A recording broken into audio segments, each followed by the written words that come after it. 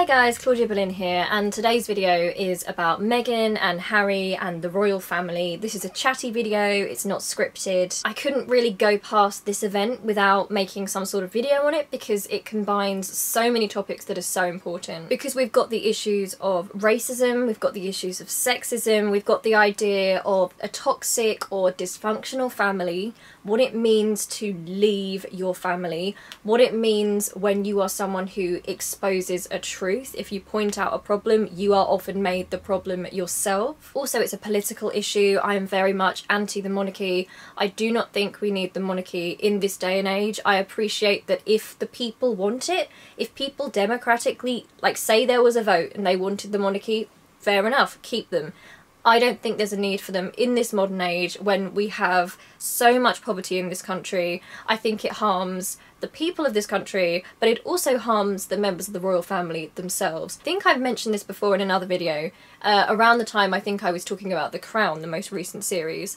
But I am fascinated with the royal family because a lot of people call them like the great soap opera, like the British soap opera, because we're seeing this dysfunctional family in real time. We're watching them grow up. It is like something from a story. But I've seen a lot of similarities. I'm very interested in the Westboro Baptist Church. So if you don't know about them, they're like a pretty extreme Christian church in America. And they're like a cult, they're incredibly homophobic. And some people join them, they're like a very select group.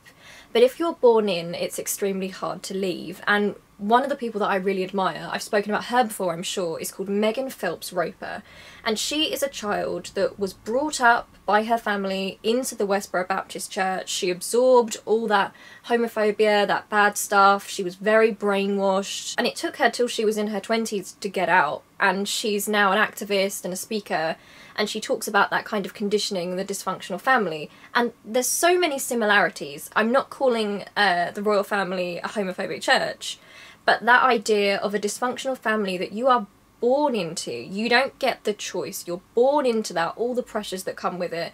There are so many parallels with the way that the kids of the Westboro Baptist Church didn't really get a chance to be themselves, very much like the young kids born into the royal family. They're automatically the property of Britain, and I will talk about this in a bit. But I do think there is this attitude, especially among the media, the tabloids, and the so-called patriots we have here. There is an attitude that the royal family belong to them. There are so many comparisons I could see even watching the interview last night with Harry, talking about how much as quite a few of us had thought all along, the royal family themselves are not in charge of this situation. They are equally, they're trapped. It's like a runaway train at this point, and I do have compassion for them in that regard, no matter how privileged they are, the ones that are born in especially, because as we've seen, I mean, look what's happened to Harry for leaving. Like, he said that his father and his brother are trapped, and I believe him. I think there's a lot of psychological conditioning and responsibility, and these people, these human beings, have now become property of Britain somehow. And this is why I think, and I think I'll probably title the video this, Royalists, they do not like the royal family. Royalists hate the royal family, and I stand by that. People who love the monarchy, they don't care for the people as people. They care for them as symbols of Britain being great, and they require a stiff upper lip, and they make them into these figures that they aren't. What we actually are seeing, if we look, is a lot of very traumatised members of this family who aren't integrated properly into the world, can't really seem to cope very much in the world. We have generations of misery that's passed down and passed down. I think it's pretty clear to say that none of the royals have come out of being a royal well. Would you want to be a royal? Like, really? It isn't healthy. It's not right. I mean, as much as I dislike Charles for the way he treated Diana, you know, you can also see the burden that puts on a little boy to suddenly be like a future king, and they wouldn't let him marry the person that he loved. He had to marry a virgin, and that's creepy in its own way, because Diana was this naive and vulnerable 19-year-old who couldn't cope with the pressures. There are interviews with Harry over the years, and a lot of people commenting on this situation with Harry and Meghan are pinning Harry leaving on Meghan, and to some degree, you know, I think she gave him the strength to leave. I think he spoke about that in the interview. But there is a long documented history of Harry through his teen years and beyond, talking about how he doesn't enjoy being a prince, he hates the press, he finds it intrusive, he wishes he was normal, and this is an ongoing theme. This was not a fair pressure to put on this boy. Even a long time ago, when he was a teenager, Harry wore a Nazi costume to a party, which was stupid, it was foolish, you know, he should not have done. It was really bad. But this is a person who never asked to be a celebrity and who didn't have a choice at that point. They were still young, they've been brought up into it. We've all done stupid things in our lives. I'm not saying we've all worn a Nazi costume, but I think the extremeness of that situation, it drives people to places. I don't believe any of the people in that family are healthy. I don't even believe that the people in that family, I mean with certain exceptions, are bad people. You know, it's so interesting in the interview they're talking about the firm and the institution as being different from the family. I do stand by that. I think that the family themselves are trapped. I think a lot of them are old enough that they are now complicit and that they should do something, especially to help the further generations, which is why I applaud Meghan and Harry for getting Archie out of that, to essentially try and keep him safe and draw him out of it. I would go even further. I know they said in the interview that they wish to be less senior royals. I actually just can't see why this could be a healthy thing for any of these kids. I often feel great sympathy for George and Charlotte and Louis. They're like public property. At this point, they're not having a choice. They are these public figures before they've had a chance to, and for the rest of their lives, no matter what they do, pretty much like Harry now, they're going to be targets. We know that George, little tiny Prince George, was going to be a target of a terror plot. And these are just children, and I dread to think what's going on in George's mind as a little boy, being told that one day you're going to be a king, and it's ridiculous. The whole thing is ridiculous. It's so harmful to the people in it. I mean, if we look at The Crown, and I know The Crown is fictionalised, and a lot of people who are royalists, who like the royal family, actually thought The Crown was quite detrimental to the royals. Other people who really don't like the royals, a lot of people who have the same stance as myself, thought that it was propaganda for the royals, and I actually think The Crown does a pretty good job expressing certainly what is my view of what this family seems to be, which is a very dysfunctional family in like circumstances that no family or people should have to live in. It's made them dysfunctional. They're not necessarily bad people. They are part of a bad system. The system needs to change. The system is not only hurting the world, because if we look at our monarchy, it's like rooted in colonialism and all these bad things, but it's also harming the individual members themselves, and I think that's what The Crown does exceptionally well. It shows quite a lot of empathy towards characters who you maybe would go on and think, I don't like their actions, but it really contextualises it. It shows you this situation they're in. I think they did this really excellently with their portrayal of Charles. And I mean, that in itself, the fact that we even have that show and that they are this modern soap opera for us, these are real people, you know? Like, even the fact that all this is out there, it's not right. Like, these people didn't ask to be brought into this situation. So that was my first point that I wanted to talk about, which is that these people who are supposedly royalists and who love the royal family and are so loyal to the Queen, and it's bizarre. I don't understand personally the mindset of wanting to be subservient to someone. You know, there's these people who look at the Queen like she's some sort of goddess, when she's just a normal woman who's lived a privileged life in other ways, you know, in other ways a very different and sad life in an emotional sense, I'd say. A woman who's been made a figurehead rather than a person, which is again what The Crown does really well, which shows us like the destruction of the individual Elizabeth, whoever she might have been. That's gone because now she's a figurehead. But I don't understand all these people who are like obsessed with like protecting the Queen and loyal to the Queen and God save the Queen, and like I don't understand it. Maybe it's just my personality, but you're not above or below anyone in this life. You know, I'm not gonna like bow and curtsy to a person. I don't get it. But these people who supposedly love the royal family so much, the amount of vitriol they are firing at Harry because he dares to show individualism and he dares to to leave that family, which just proves to me that they don't care about the family as individuals. They care about the brand and what that means and how it makes them feel big and important because it's Britain. These people are just props. Like, they don't care. If William came out tomorrow and said to us that he was depressed, he couldn't handle the pressures, he can't deal with being a future king, he's taking his kids away, these same people, they would turn on them. You know they would. They wouldn't show sympathy. They would say that he was letting the side down and that he's hurting his grandmother. So the second thing I wanted to talk about was the idea that people who bring up a problem or talk about something that's been done to them by somebody else are often then reframed as the problem themselves. So it's like the whistleblower thing, isn't it? It's people will disregard like an entire history of problems and they will aim all that unease they feel at something that maybe they didn't spot or something they don't want to be true, something that unsettles them. They will aim all that back at the person who calls it out because of the bad feeling it creates. It makes people feel safer in a way, I think, to do that. And then that person ends up being criticised and interrogated. And my gosh, have we seen that with Harry and Meghan, especially with Meghan.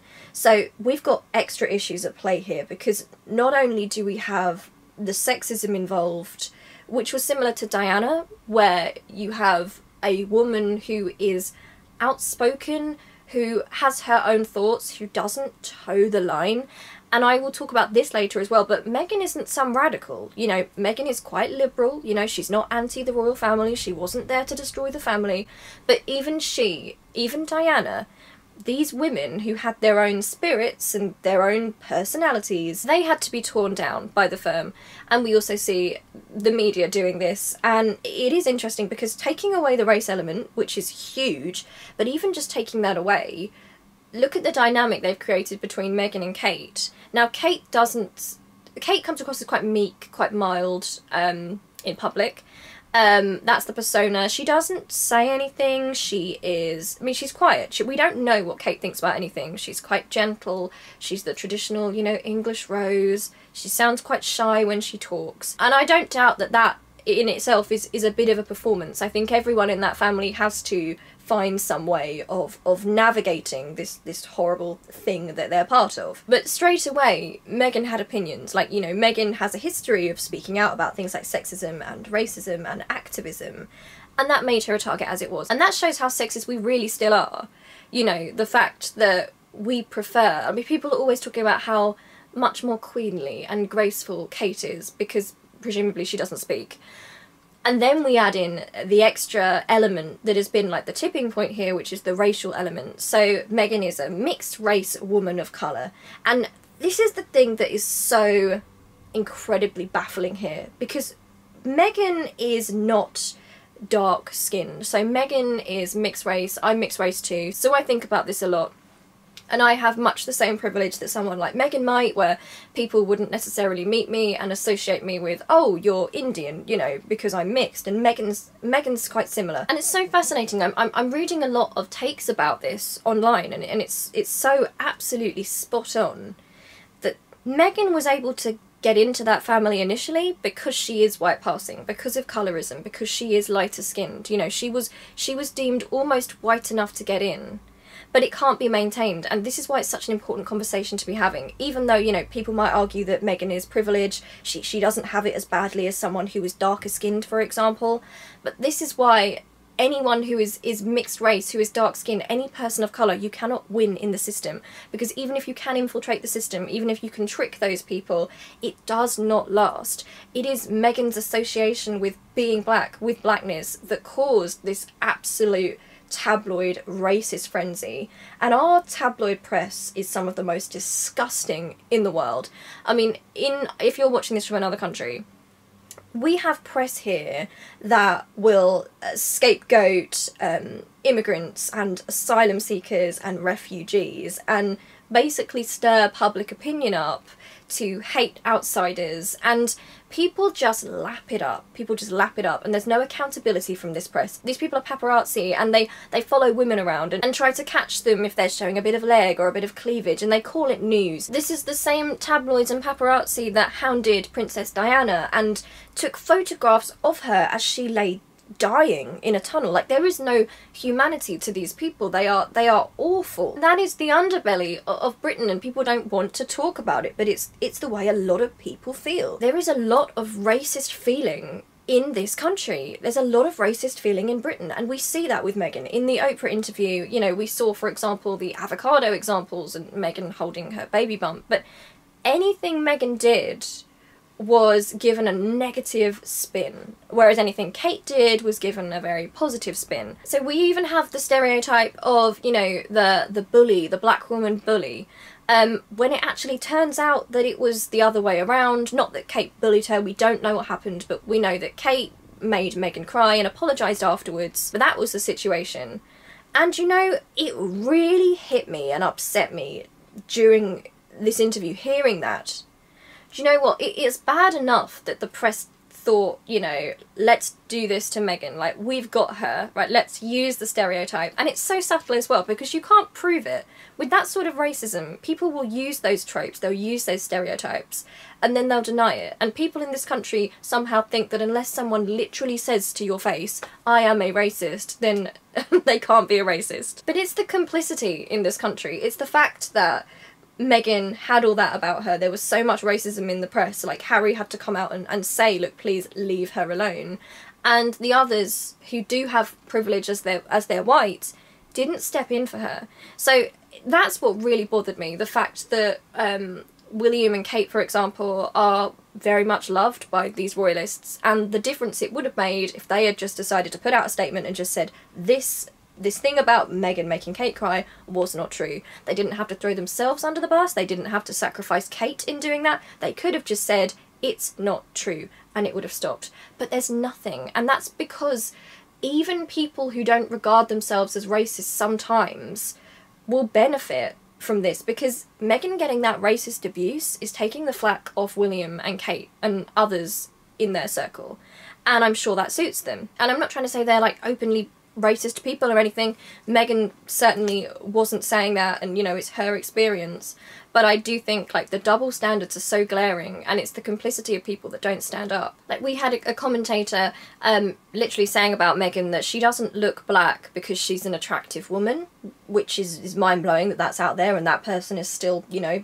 doing what they do. We've got all these tabloid pieces about how queenly Kate is and how Meghan is just not refined and she's not respectable, and we're looking at pictures of these women in neutral situations, and there's literally no difference between them, but for some reason they're interpreting Meghan as being unseemly and not being queenly and not having grace, and come on, we know why that is. Like, we all know why that is, but you can't get these people, because we are, like I said, in a country where people will really expect someone to come out and say that they're racist before they believe that someone is racist. You know, you could show somebody yelling racial abuse at another person in the street, and a lot of people in this country would say, oh, well, maybe it's a joke, or maybe it was taken out of context. Like, it's at that point. Right, and this is what is so baffling. Like, the racism is so strong in this country, and the toxicity of that family and the firm and the institution is so strong that they literally chose racism and this weird dysfunction they have over their potential survival. Now, Harry says in the interview that Meghan is the greatest asset they could have had, and he is bang on. He clearly has the instincts that Diana had of understanding sort of public mood and what people think. So Meghan was the prime piece of their puzzle. She was like their absolute goldmine, because there is a woman of colour who could have been in the royal family. She said herself in the interview about, you know, representation, and for me, like, that didn't sit right, because why would, like, the Commonwealth need to be represented by someone in the royal family? But anyway, Meghan is liberal, you know, she's not a radical. She is somebody who does support the monarchy. She would have been perfect for them, because she gives them that sign of progression. They could have hidden so much of their own, like, history and bad stuff by embracing Meghan. They couldn't even manage to do that, and now they have this situation on their hands, and it's so crazy, because if they had just been nice to Meghan, right, if they had just kept that under wraps, I reckon they would have survived way longer, because this whole thing with Harry and Meghan, which I actually believe started with Diana. I think it's like a weird two-part thing over 30 years where the penny's finally dropping for people. This is going to take down the monarchy, because the only way the monarchy can survive in this era is if they can kind of brand themselves as progressive and moving forward, which is difficult, and they get into that in The Crown, because that's at odds with its own sort of ideals of being something that's traditional and conservative and remains the same throughout. So it's difficult for them. That was their golden ticket, right? They had Meghan right there, but they were so racist. This country was so racist that these people who are royalists have probably destroyed their own royal family now. These people who wrote these racist tabloids articles, you know, presumably because they like the royal family and they hate Meghan, they've probably taken the royal family down. I've got a lot of respect and a lot of time for Harry, because I think that, I mean, just for starters, I think most of us would feel empathy for him based on the situation he's grown up in, same as William. You know, having to walk behind his mother's coffin, the boys having to show their grief publicly in this bizarre spectacle so that people could watch it like it was a show and it was their lives. But this is a man who is extremely privileged in some ways, you know, emotionally not, but in some ways, in a material way, he was privileged. And he never needed to be someone that had that knowledge of the outside world. And he said in the interview that he did not understand, he didn't really understand the idea of bias, implicit bias, when it came to race, until he was with Meghan and he started walking in her shoes. And a lot of people are kind of dragged him for that and said he's naive, and yeah, that is naive, but I actually think that's it's kind of good and refreshing that he's able to say, yes, I was in a privileged bubble, no, I didn't understand, then I took the time to, like, consider it, and now I see. I think that's good. You know, he could have had an easy ride with this. He could have broken up with Meghan, he could have gone along with his family. She's not on her own, you know, that's why this whole situation is Harry and Meghan. He's not letting her do this on her own.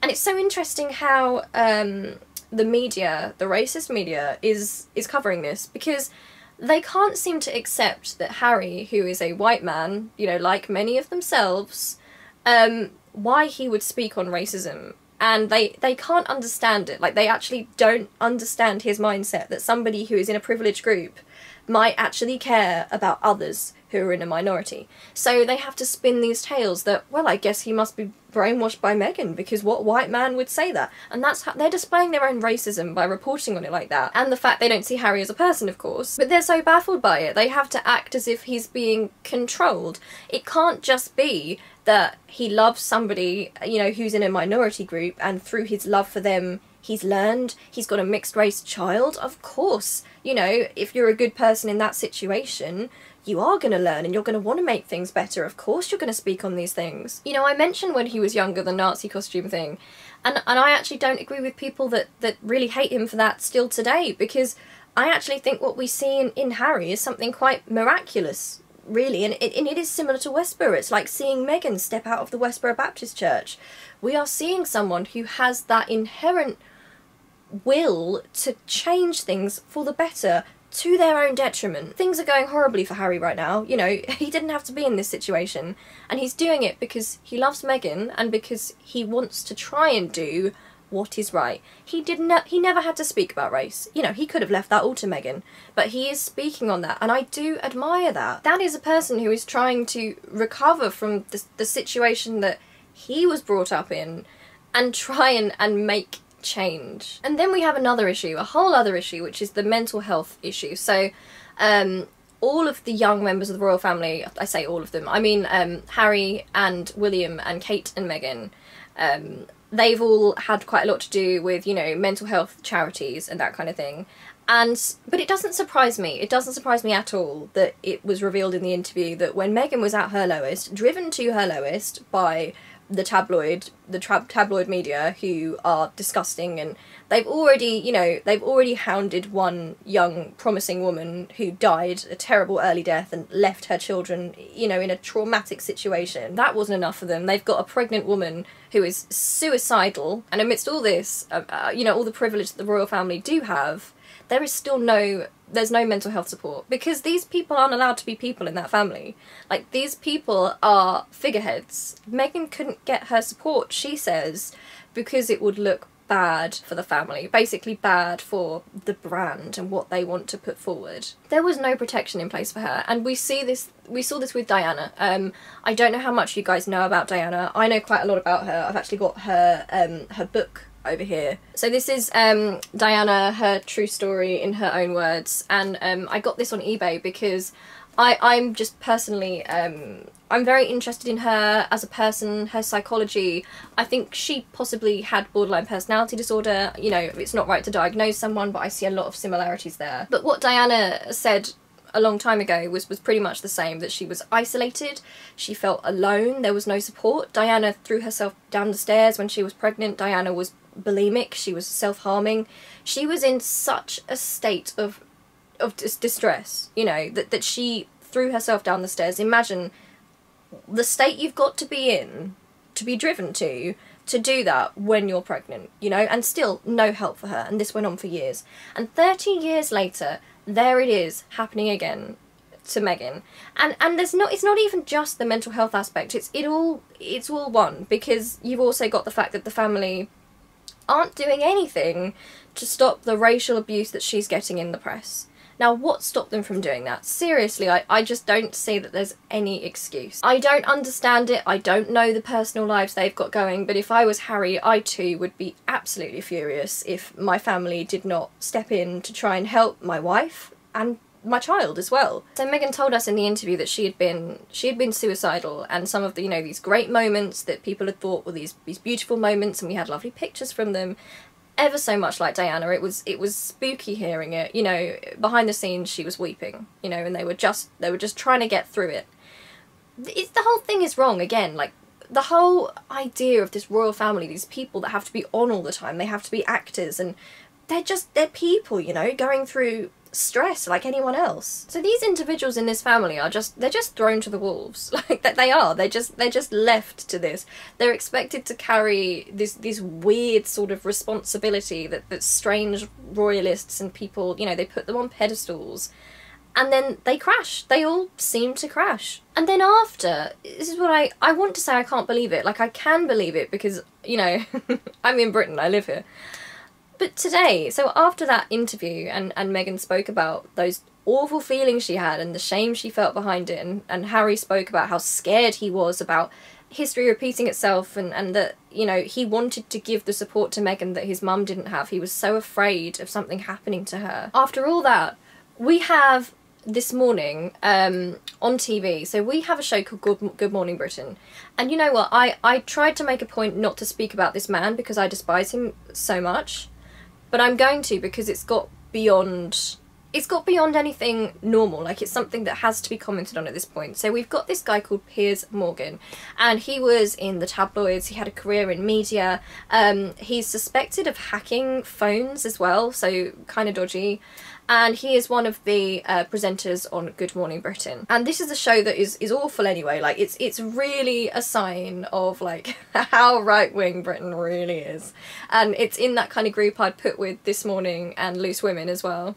Like, there's this group of shows that are just ugh. And this morning, he decided to tell people that he thought that she was making it up and that it was a lie that she'd been suicidal. And this is a channel that is supposed to care about mental health and is doing like a Let's Talk initiative to try and get people to talk about their mental health, and yet that is what they're broadcasting. And it's so true of, like, I can believe it, because these corporations, these businesses, it is all for show at this point. It is all part of the brand to try and look more progressive. It's all a game. Like, you see it so often.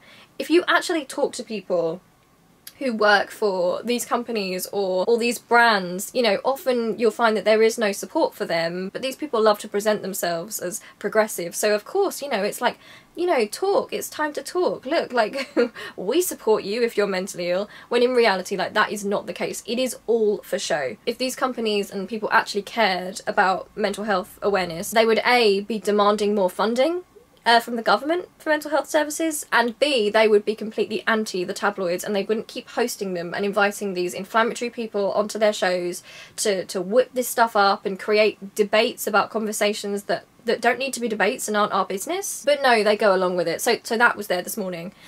We also had this man who has, Piers Morgan, if you don't know who he is, he met Meghan Markle once, and she cut off contact with him. I don't know the details of that situation, but he's been obsessed with her ever since in a really creepy way. He's always putting out articles about her and talking about her, and it's weird, because it's not even when she does something. It really is, like she said, it's like for breathing, for existing, she gets this. It's like he's angry that she rejected him and doesn't want his friendship, or maybe something more. Like it's weird watching it. It's really creepy. Anyway, today I woke up this morning and I put it on today because I wanted to see, you know, like, what's going down here. And I see Thomas Markle, so that's Meghan's father, in conversation with this Piers Morgan. So this is the man that, we don't know the situation, but it seems like the situation was dysfunctional between Meghan and her father. Certainly he went behind her back and acted in a way that does not seem like something a good father would do. We've got him then in an interview the day after Meghan has spoken about being suicidal with the man that routinely abuses Meghan Markle, and they're having this conversation together, and it makes me sick that ITV would allow that to happen, because, like, seriously, what do they want at this point? Like, do they want Meghan, I'm serious, do they want Meghan to take her own life? Like, is that what they want? Do they want it to get to that point? I don't understand why they are doing this. And originally I know that these people wanted to be all like, oh, the reason we hate Harry and Meghan is because they're rude to the Queen. Well, it turns out in the interview they weren't rude to the Queen. They were actually, the Queen actually came across very well in the interview. So they decided to use the whole Thomas Markle thing and how evil Meghan is for cutting him off, and he's not seen Archie. Do you know what? This is something that really bugs me. You're allowed to cut off your toxic family. That is your choice as an adult, and from what we've seen of Thomas and Meghan, she has every right to do that. Like, she would have every right to do that anyway. But this is a man who is now engaging with this man who has this obsession with Meghan and tears her down constantly and whips up this hatred towards her. Stuff that is directly contributing to Meghan's mental state being so fragile, while she's pregnant, by the way, because she's pregnant right now. And I'm sitting there and I'm seeing Piers Morgan doing this, and I'm hearing Lorraine Kelly, who, by the way, is like a tax evader. Everyone thinks she's like their nice Scottish auntie. She's not. Being complicit and being all like, oh, it's a tragedy, poor Thomas. And Susanna Reid, who just I find just as complicit in this. She's just as bad in my book as Piers Morgan, because she sits there as somebody that is a white woman and could step in, like when Piers is doing this. Yesterday they had a black woman, an academic, on the show doing an interview with Piers, and Piers basically like spoke over her and her experience and was awful, and Susanna just sits there. It's like the good cop bad cop routine, and it's all like, it's all for show, it's all part of the brand, it's all how the show manages to go forward, because they can present these topics as a debate when they're all complicit in this. Like, how can you sit there, like, how can any of these people sit there and not just say to Piers, you know what, shut up, this is toxic, this is not acceptable, it should not be on the television, just be quiet. So that's happening this morning. And the most interesting thing is, I think, about this is the sway that the tabloids have, or at least the power that the media exert, because it seems here that the real villains are not the royal family as a family. I mean, as an institution, for sure, but as a family, it's not them. I mean, Harry said it, and it's pretty damning for them. He said it. They are trapped. These people are trapped. Why are they trapped? Because of the tabloids, because of these vicious people and these vicious stories out there ruining lives. The royal family are stuck in this relationship where they have to host the tabloids to get more favourable articles and basically not be completely torn apart. What they're doing to Meghan and Harry is essentially, it's a threat towards the royal family right now. I mean, look at what they're doing. If William, say William was thinking, say behind the scenes, I'm not saying he is, say that he suddenly was thinking to himself, you know what, I'm going to stand by my little brother. What the tabloids are doing to Harry is a very strong message to him and any of the others, which is basically, we control you, stay in line. And then there's the even deeper issue, which is why do the tabloids want this? Like why are they in control like this, and why do they need the royal family? Why does this country, why do we need the royal family? And I don't mean in the sense people say, oh, tourism, that kind of thing. That doesn't make sense, because, you know, the tourist rates in other countries are high, if not higher, and they don't have a royal family. It's because the royal family is our soap opera, and it's what they can divert to when they don't want us to think about other things. So, I mean, even I, like, in making this video, you know, we're all forced into this cycle by the tabloids, because these things become our talking points. And for example, we are not getting a headline of Boris Johnson and his terrible handling of COVID, and that there are people in poverty here, and people are having their disability payments stripped away, and all these broken promises and things that they should be investigating. It gives them something else to look into. And this is because the people who are in charge of the papers are obviously going to have, like, mostly a kind of Tory vibe, because they're going to be rich and they're not going to want to be taxed, and the Conservatives being in power means that they're protected and they don't have to pay so much tax. It all boils down to the tabloids. If you take the tabloids out of the equation, this country, Britain, would be so much of a better place. I don't believe that the people of Britain are bad people. I believe that, just like in any place, I mean, if you look at Germany before the Nazis took power, what you have are people that are desperate, people that are struggling financially, and they are then whipped and manipulated into this frenzy of turning on the outsider. I'm not saying people that engage in that, like, don't hold blame, because of course they do, but if we look at why it happens, that's why it happens. Those are the conditions that allow that to flourish, and, you know, we can see that here. So it's no wonder that in this country we're getting more fascist and nasty more openly than before, because people are struggling. We are in a pandemic, and the tabloids are right there, arm in arm with the Conservative government, able to just divert people and take that anger they feel and those feelings of being pushed aside and not listened to, and they can direct them towards bad takes, like bad ideas. The media essentially gives us our villains, and so many people just lap it up. Anyway, this wasn't a planned video, so I'm sorry if it doesn't make much sense. It's just a chatty one. I'd like to hear what you think in the comments, but I don't want to hear if you're someone who's here to tell me that there's no racism towards Meghan, or here to belittle her mental health struggles. You know, also, I'm not a supporter of the Sussexes as the Sussexes. I'm not a supporter of the royal family at all. I'm just coming at this from a very sort of human standpoint and looking at it like that. If you like this video and my content, you can follow me on Twitter, and I also have an Instagram, and the links are in the description box. I also make music. You can follow my music stuff. I've got a PayPal, so you can tip me if you like my content. Like, there's ways to get in touch. Also, I have a PO box now, so you can write to me. So yeah, okay, I love you loads. I hope you're keeping well, and I'll see you really soon. Okay, love you, bye.